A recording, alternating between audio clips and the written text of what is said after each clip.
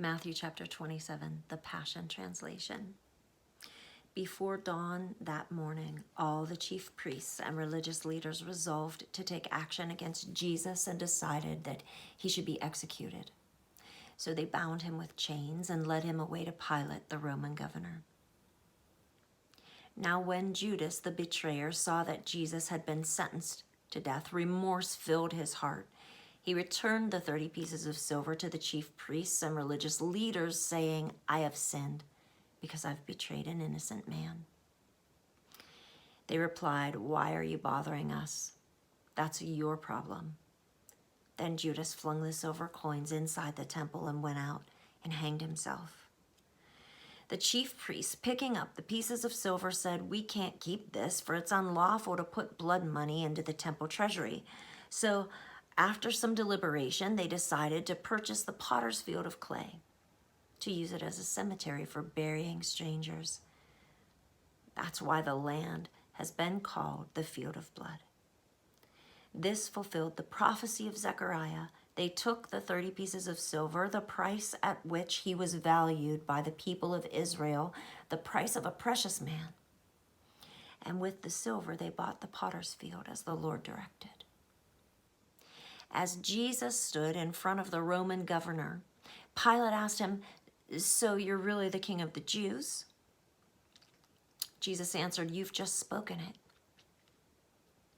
Then he was slandered and accused by the chief priests and religious leaders, but he remained silent.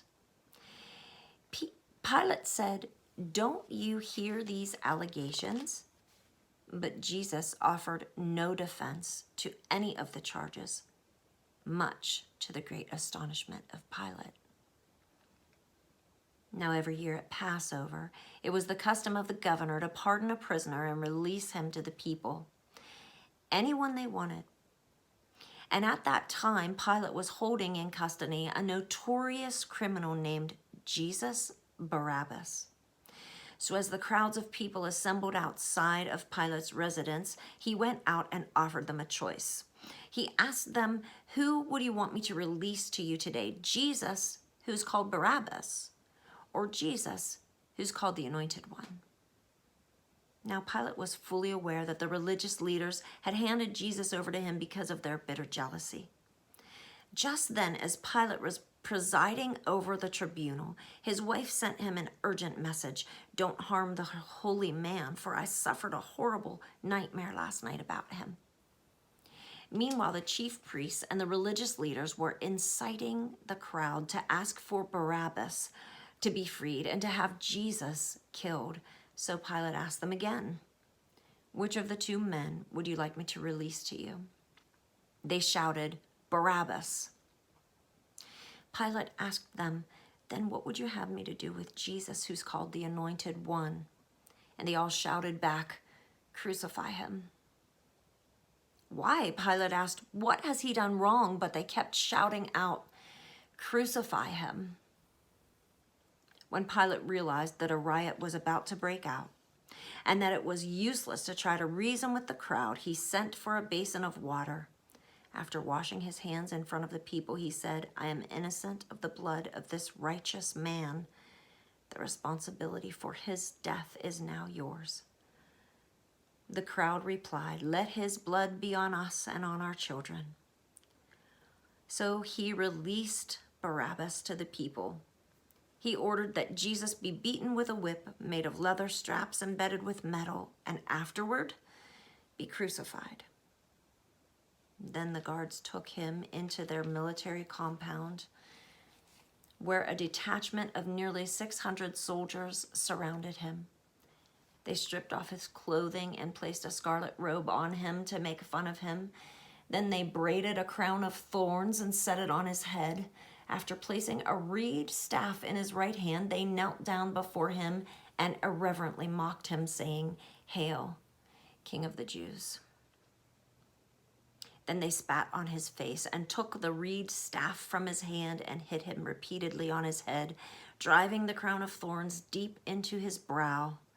When they finished ridiculing him, they took off the scarlet robe and put his own clothes back on him and led him away to be crucified. And as they came out of the city, they stopped an African man named Simon from Libya and compelled him to carry the cross for Jesus.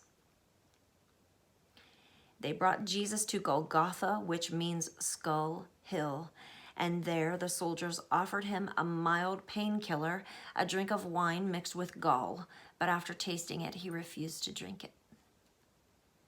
Then they crucified Jesus, nailing his hands and feet to the cross. The soldiers divided his clothing among themselves by rolling dice to see who would win them, and the soldiers stood there to watch what would happen and to keep guard over him. Above his head, they placed a sign that read, "This is Jesus of Nazareth, King of Israel." 2 criminals were also crucified with Jesus, one on each side of him, and those who passed by shook their heads and spitefully ridiculed him, saying, "We heard you boast that you could destroy the temple and rebuild it in 3 days. Why don't you save yourself now if you're really God's son? Come down from the cross." Even the ruling priests with the Jewish scholars and religious leaders joined in the mockery and kept on saying, "He saved others, but he can't even save himself. Israel's king is he? He should pull out the nails and come down from the cross right now. Then we'll believe in him. He says he puts all his trust in God, so let's see if it's true. See if God really wants to rescue his favorite son." Even the 2 criminals who were crucified with Jesus began to taunt him, hurling insults at him. For 3 hours, beginning at noon, darkness came over the earth, and at 3 o'clock, Jesus shouted with a mighty voice in Aramaic, "Eli, Eli, lema sabachthani." That is, my God, why have you deserted me?" Some who were standing near the cross misunderstood and said, "He's calling for Elijah." One bystander ran and got a sponge, soaked it with sour wine, then put it on a stick and held it up for Jesus to drink, but the rest said, "Leave him alone. Let's see if Elijah comes to rescue him." Jesus passionately cried out, took his last breath, and gave up his spirit. At that moment, the veil in the Holy of Holies was torn in two from the top to the bottom. The earth shook violently, rocks were split apart, and graves were opened. Then many of the holy ones who had died were brought back to life and came out of their graves. And after Jesus' resurrection, they were plainly seen by many people walking in Jerusalem. Now, when the Roman military officer and the soldiers witnessed what was happening and felt the powerful earthquake, they were extremely terrified. They said, "There is no doubt this man was the Son of God." Watching from a distance were many of the women who had followed him from Galilee and given him support. Among them were Mary Magdalene, Mary the mother of Jacob and Joseph, and Mary the mother of Jacob and John. At the end of the day, a wealthy man named Joseph, a follower of Jesus from the village of Ramah, approached Pilate and asked to have custody of the body of Jesus. So Pilate consented and ordered that the body be given to him. Then Joseph wrapped the body in a shroud of fine linen and placed it in his own unused tomb, which had only recently been cut into the rock. They rolled a large stone to seal the entrance of the tomb and left. Sitting across from the tomb were Mary Magdalene and the other Marys, watching all that took place. The next day, the day after preparation day for Passover, the chief priests and the Pharisees went together to Pilate. They said to him, "Our master, we remember that this impostor claimed that he would rise from the dead after 3 days. So please, order the tomb to be sealed until after the 3rd day. Seal it so that his disciples can't come and steal the corpse and tell people he rose from the dead. Then the last deception would be worse than the first." I will send soldiers to guard the tomb, Pilate replied. Go with them and make the tomb as secure as possible. So they left and sealed the stone, and Pilate's soldiers secured the tomb.